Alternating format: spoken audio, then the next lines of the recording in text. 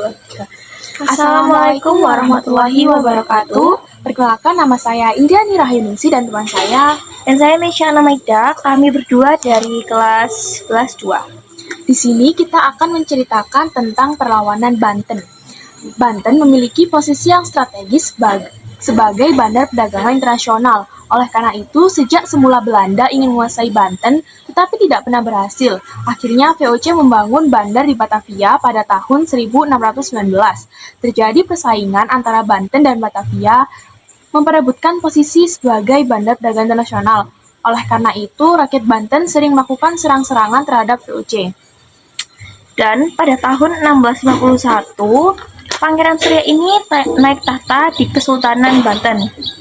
Ia adalah cucu dari Sultan Abdul Mufakir Mahmud Abdul Karim atau anak dari Sultan Abu al-Ma'ali Ahmad yang wafat pada tahun 1650. Pangeran Surya ini bergelar Sultan Abu Al-Fat Abdul Fattah.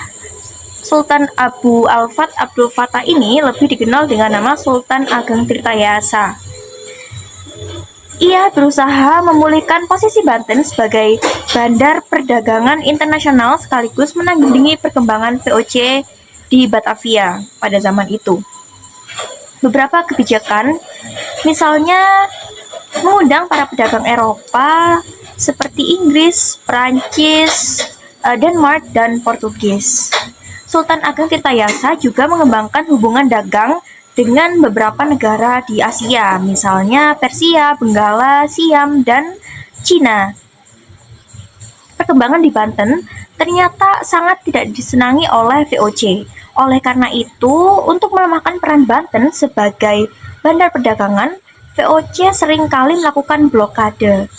Meneruskan perjalanan menuju Banten, sebagai balasan dari Sultan Ageng mengirimkan beberapa pasukannya untuk mengganggu kapal-kapal dagang VOC dan menimbulkan gangguan di Batavia dalam rangka memberi tekanan dan memperlemah kedudukan VOC.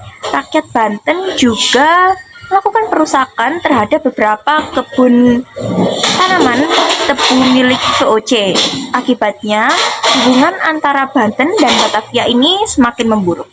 Menghadapi serangan pasukan Banten, VOC terus memperkuat kota Batavia dengan mendirikan benteng-benteng pertahanan seperti Benteng Noordwijk.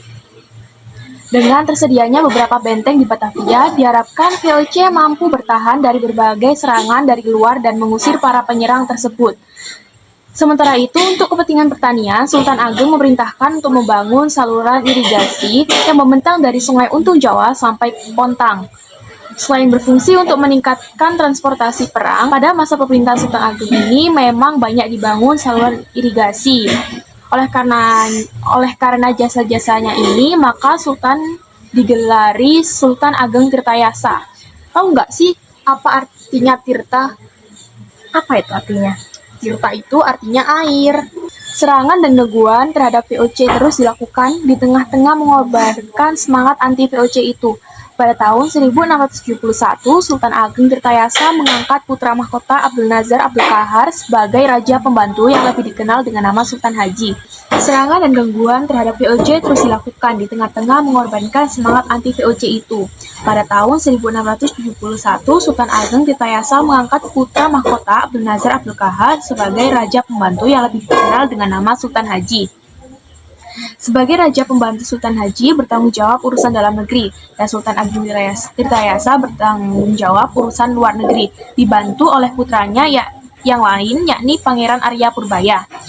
Pemisahan urusan pemerintah di Banten ini tercium oleh perwakilan VOC di Banten, yaitu WKF. Ia kemudian mendekati dan menghasut Sultan Haji agar urusan pemerintahan di Banten tidak dipisah-pisah dan jangan sampai kekuasaan jatuh ke tangan Arya Purbaya. Karena hasutan VOC ini, Sultan Haji mencurigai ayah dan saudaranya. Sultan Haji juga sangat khawatir apabila dirinya tidak segera dinobatkan sebagai sultan, sangat mungkin jabatan sultan itu akan diberikan kepada Pangeran Arya Purbaya. Tanpa berpikir panjang, Sultan Haji segera membuat persekongkolan dengan VOC untuk merebut tahta Kesultanan Banten. Timbullah pertentangan yang begitu tajam antara Sultan Haji dengan Sultan Ageng Tirtayasa. Dalam persekongkolan tersebut, VOC sanggup membantu Sultan Haji untuk merebut Kesultanan Banten, tetapi dengan 4 syarat. Apa aja itu syaratnya? Yang pertama, Banten harus menyerahkan Cirebon kepada VOC. 2. Monopoli lada di Banten dipegang penuh oleh VOC dan harus menyingkirkan para pedagang Persia, India, dan Cina. 3. Banten harus membayar Rp600.000 apabila ingkar janji, dan kita lanjut ke 4. Pasukan Banten yang menguasai daerah pantai dan pedalaman Priangan segera ditarik kembali. Nah, itu tadi 4 isi perjanjian ini dan disetujui oleh Sultan Haji.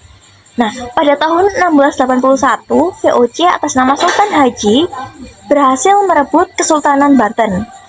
Istana Surosowan berhasil dikuasai. Sultan Haji menjadi Sultan Banten yang berkedudukan di Istana Surosowan. Sultan Ageng Tirtayasa kemudian membangun istana yang baru yang berpusat di Tirtayasa. Sultan Ageng Tirtayasa berusaha merebut kembali Kesultanan Banten dari Sultan Haji yang didukung oleh VOC. Pada tahun 1682, pasukan Sultan Ageng Tirtayasa berhasil mengepung Istana Surosowan. Sultan Haji terdesak dan segera meminta bantuan kepada tentara VOC. Datanglah bantuan dari tentara VOC tersebut dan di bawah kepemimpinan Francis Tek. Pasukan Sultan Ageng Tirtayasa dapat dipukul mundur dan terdesak hingga ke Benteng Tirtayasa. Benteng Tirtayasa juga dikepung oleh tentara VOC dan Sultan Ageng Tirtayasa akhirnya berhasil meloloskan diri bersama putranya, Pangeran Purbaya, ke hutan Lebak. Mereka masih melancarkan serangan sekalipun dengan bergerilya. Selanjutnya, tentara VOC terus memburu Sultan Ageng Tirtayasa beserta pengikutnya yang kemudian bergerak ke arah Bogor. Pada tahun 1683, Sultan Ageng Tirtayasa berhasil ditangkap oleh VOC dengan tipu muslihat. Sultan Ageng ditawan di Batavia sampai wafatnya pada tahun 1692. Semangat juang Sultan Ageng Tirtayasa beserta pengikutnya tidak pernah padam. Ia telah mengajarkan untuk selalu menjaga kedaulatan negara dan mempertahankan tanah air dari dominasi asing. Hal ini terbukti setelah Sultan Ageng Tirtayasa meninggal.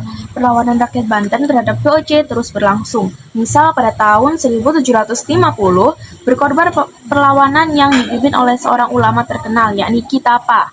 Pada bulan November 1760, gabungan pasukan VOC dan tentara kerajaan berhasil dihancurkan oleh pasukan Ki Tapa.